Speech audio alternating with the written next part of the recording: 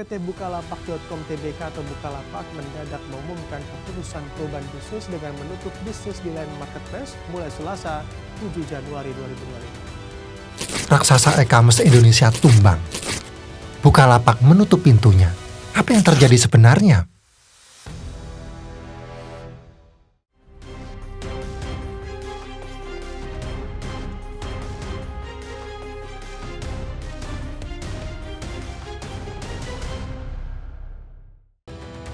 Tahun 2025 baru saja dimulai. Sebuah kejutan besar mengguncang dunia digital Indonesia. Bukalapak, salah satu raksasa e-commerce, mengumumkan penutupan layanan marketplace mereka per 7 Januari. Tamatlah sudah riwayat salah satu pelopor e-commerce tanah air. Didirikan oleh 3 pemula visioner dari ITB pada 2010. Bukalapak hadir dengan misi mulia, memberdayakan para pelaku UMKM melalui platform digital. Misi ini berhasil diwujudkan dan Bukalapak melesat hingga mencapai puncak kejayaannya pada tahun 2021 dengan IPO senilai 21,9 triliun rupiah. Lantas, mengapa di tengah gemilangnya prestasi mereka justru memilih untuk mundur? Apa yang sebenarnya terjadi di balik keputusan dramatis ini? Dan yang paling penting, apa strategi besar yang akan mereka jalankan selanjutnya? Mari kita kupas bersama. Pada tanggal 10 Januari 2010, hari itu menjadi titik awal revolusi digital di Indonesia. 3 lulusan ITB meluncurkan Bukalapak. Bermula dari kos-kosan sederhana, mereka mengusung misi agung, mengangkat derajat warung kecil, perajin, dan UMKM ke panggung digital. Impian mereka, Bukalapak menjadi pasar rakyat sejati, pendorong utama ekonomi lokal. Langkah Bukalapak begitu cepat. Dalam 3 tahun, lebih dari 8.000 pelapak aktif bergabung dengan nilai transaksi harian mencapai 500 juta rupiah. Puncak kejayaan diraih pada tahun 2018, ketika mereka menyandang status unicorn dengan valuasi menembus 1 miliar USD.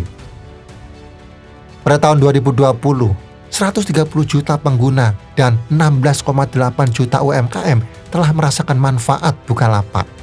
Lalu, 6 Agustus 2021, sejarah kembali terukir. Bukalapak terdaftar di Bursa Efek Indonesia melalui IPO senilai 21,9 triliun rupiah, salah satu yang terbesar sepanjang masa. Bukalapak resmi bertransformasi menjadi korporasi publik yang sangat kokoh. Namun, laju pertumbuhan tak pernah lepas dari tantangan. Persaingan di dunia e-commerce semakin sengit. Para pemain baru dengan inovasi segar bermunculan. Lazada dan Zalora menggebrak pada tahun 2012, disusul Tokopedia yang melesat setelah suntikan dana besar di tahun 2014. Kemudian, Shopee hadir di 2015, mengubah permainan dengan fitur interaktif yang memikat konsumen. Industri e-commerce Indonesia pun menjadi medan pertempuran dahsyat, di mana setiap pelaku berlomba menawarkan yang terbaik. Teknologi canggih, layanan super cepat, dan produk tak terbatas. Tekanan mulai mencengkram Bukalapak. Pasar bergerak liar, ekspektasi konsumen melonjak tak terkendali. Di era ini, inovasi bukan sekedar pilihan, melainkan keharusan mutlak. Situasi diperparah dengan hadirnya tax winter, di mana para investor enggan mengucurkan dana ke sektor teknologi. Akibatnya, keran pendanaan mengering, Bukalapak terjebak dalam dilema bertahan dengan sumber daya terbatas, sementara para pesaing melesat kencang berkat suntikan dana besar yang telah mereka kantongi sebelumnya. Sebelumnya, Bukalapak pernah merasakan gempuran dahsyat saat strategi bakar uang menjadi tren. Shopee dengan promosi agresif seperti gratis ongkir, diskon besar, dan Shopee Pay berhasil memikat konsumen dalam waktu singkat. Kemudian, tren live shopping muncul, memperumit persaingan. Shopee Live dan TikTok Shop mengubah cara konsumen berinteraksi dengan penjual. Belanja menjadi interaktif dan menghibur, memicu pembeli aktif karena konsumen dapat melihat langsung manfaat produk. Strategi itulah yang melesatkan TikTok Shop, memanfaatkan kekuatan basis pengguna media sosial. landscape e-commerce Indonesia berubah drastis pada Desember 2023. Ketika ByteDance, induk TikTok, menguasai 75% saham Tokopedia dengan investasi sebesar 23 triliun rupiah. Kombinasi mematikan tercipta, menggabungkan kekuatan basis pengguna Tokopedia dengan fitur belanja inovatif TikTok, membangun ekosistem yang sulit ditaklukkan. Perubahan peta persaingan ini menekan Bukalapak ke titik nadir, meruntuhkan daya saingnya. Data berbicara, dari 2014 hingga 2023, nilai transaksi Tokopedia dan Shopee melesat jauh meninggalkan Bukalapak. Pada 2020, Tokopedia mencatat transaksi 16,5 miliar USD, Shopee 11,7 miliar USD, sementara Bukalapak hanya 4,3 miliar USD. Jurang pemisah ini terus melebar, menandakan posisi Bukalapak yang kian terpuruk. Tekanan tanpa henti menghimpit Bukalapak. Pesaing seperti Shopee dan Tokopedia terus berinovasi, memanfaatkan AI, analisis data konsumen canggih, dan ekosistem yang solid, memberikan pengalaman belanja personal dan efisien. Sebaliknya, Bukalapak tertinggal dalam inovasi digital, fokus pada pelapak kecil yang kurang relevan dengan selera pasar saat ini. Setelah nilai transaksi dan pengguna terus menyusut, keputusan berat diambil. Pada 7 Januari 2025, Bukalapak mengumumkan penutupan layanan e-commerce. Sang pelopor marketplace Indonesia menyerah di tengah badai persaingan. Penurunan penggunaan dan nilai transaksi Bukalapak yang berujung pada penutupan layanan e-commerce disebabkan oleh beberapa faktor krusial. Pertama, dominasi pemain besar seperti Shopee dan Tokopedia memicu persaingan sengit. Keduanya melancarkan strategi agresif. Shopee dengan program gratis ongkir dan diskon besar, Tokopedia dengan inovasi layanan untuk menjaga loyalitas konsumen. Strategi ini membuat Bukalapak kesulitan mengimbangi, diperparah dengan fenomena bakar uang yang terus berlanjut. Shopee dan Tokopedia mampu memberikan insentif besar, meski mengorbankan profitabilitas jangka pendek yang menjadi kunci keberhasilan mereka. Bukalapak dengan modal terbatas tidak mampu meniru strategi ini, sementara konsumen Indonesia sangat sensitif terhadap harga. Yang kedua, inovasi menjadi penentu dalam persaingan e-commerce. Shopee dan Tokopedia cepat mengadopsi tren terbaru, seperti live shopping yang populer di kalangan generasi muda karena pengalaman belanja interaktif. TikTok Shop bahkan melangkah lebih jauh dengan mengintegrasikan media sosial dan fitur belanja langsung. Bukalapak tertinggal dalam inovasi ini, membuat persaingan mengerucut pada 2-3 pemain besar. Shopee dan teknologi berhasil membangun ekosistem yang sulit disaingi, dengan traffic tinggi, menguntungkan konsumen, dan pedagang dengan jangkauan pasar luas. Selain itu, pedagang enggan beralih platform karena biaya dan resiko, seperti membangun ulang reputasi dan kehilangan pelanggan setia. Faktor-faktor ini menekan Bukalapak yang akhirnya memilih untuk tidak lagi terlibat dalam persaingan e-commerce berbasis bakar uang. Shopee dan Tokopedia dengan promosi agresif, inovatif, dan kehadiran kuat di berbagai segmen mampu bertahan.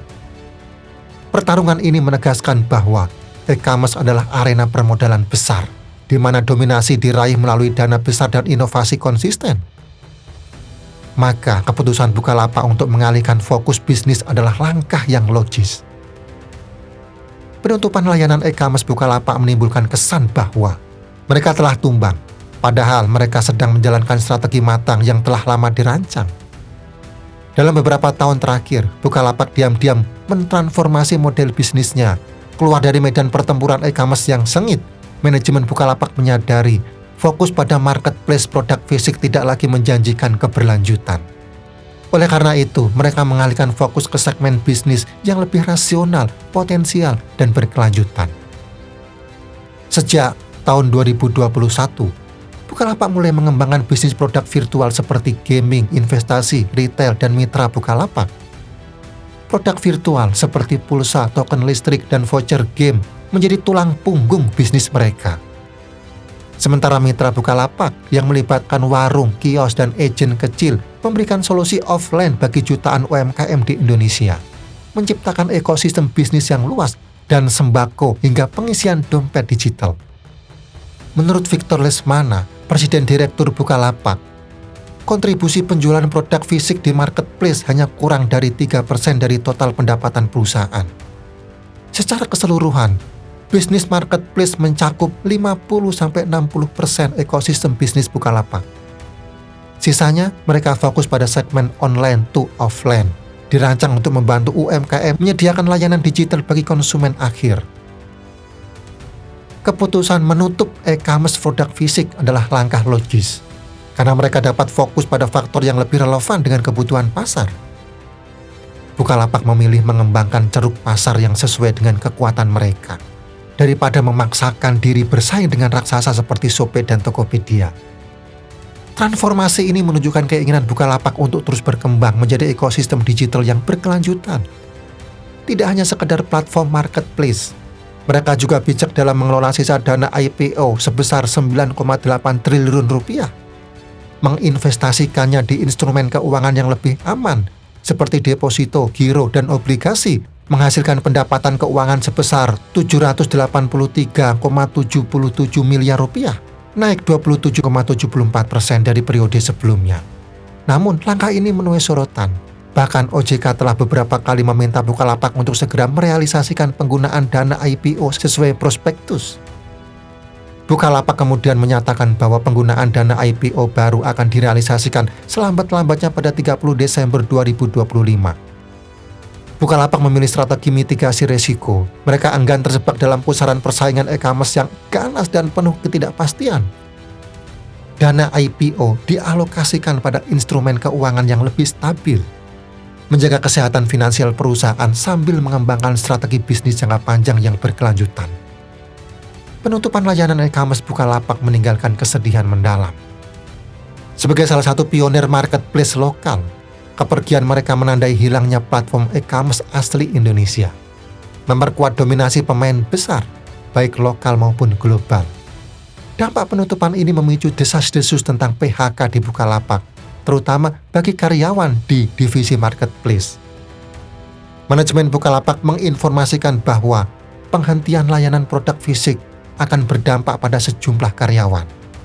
Namun, mereka memastikan seluruh hak dan kompensasi karyawan terdampak akan dipenuhi sesuai peraturan yang berlaku. Bukalapak dengan visi tajam memilih untuk mengeksplorasi potensi digitalisasi UMKM.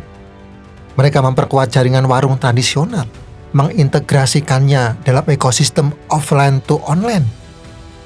Bukalapak memilih jalan spesifik, fokus pada layanan business to business atau B2B, menghindari persaingan langsung di marketplace skala besar. Model bisnis yang dikembangkan memang menjanjikan, namun margin keuntungan tipis dan persaingan ketat. Langkah ini membawa Bukalapak ke medan persaingan baru yang menantang. Dalam layanan produk virtual, seperti pembayaran digital, mereka berhadapan dengan raksasa seperti GoPay, OVO, Dana, dan ShopeePay yang telah memiliki ekosistem kuat dan basis pengguna luas. Dalam situasi ini, efisiensi operasional dan pengembangan bisnis menjadi hal penting. Bukalapak harus menawarkan keunggulan unik, seperti promo khusus atau layanan yang tidak ada di platform lain. Keamanan yang lebih baik dan aplikasi yang mudah digunakan juga berperan penting dalam menarik serta menjaga pelanggan. Masa depan Bukalapak bergantung pada keberhasilannya dalam membangun layanan bisnis virtual dan mengelola dana IPO dengan bijak. Jika mereka bisa mengembangkan digitalisasi UMKM, produk virtual, dan mitra Bukalapak dengan baik, Bukalapak berpotensi menciptakan bisnis yang berkelanjutan dan bersaing dengan pemimpin besar layanan digital. Kita semua berharap bahwa Bukalapak, sang pioner e-commerce lokal yang menginspirasi ini, mampu melewati masa sulitnya dengan bijak. Jangan sampai mereka menutup lembaran sejarah selamanya. Kita ingin melihat Bukalapak bangkit kembali, terus berinovasi, mewujudkan impian memiliki e-commerce kebanggaan negeri sendiri. Sahabat sekalian, terinspirasi dari situasi Bukalapak. Dalam dunia bisnis, efisiensi bukan hanya pilihan, tetapi keharusan. Skala bisnis yang luas tanpa efisiensi adalah bangunan tanpa pondasi. Carilah nilai tambah unik yang menjadi identitas pembeda, bukan sekedar mengikuti arus. Pengalaman pelanggan adalah raja, keamanan dan kemudahan penggunaan aplikasi adalah nahkoda yang harus dijaga. Ingatlah, bisnis bukan hanya tentang keuntungan sesaat, tetapi tentang membangun warisan yang bermanfaat. Teruslah belajar, beradaptasi, dan berinovasi. Persaingan bisnis semakin ketat. Lalu, apa pelajaran yang bisa kita ambil dari kisah Bukalapak? Bagikan pandangan Anda di komentar.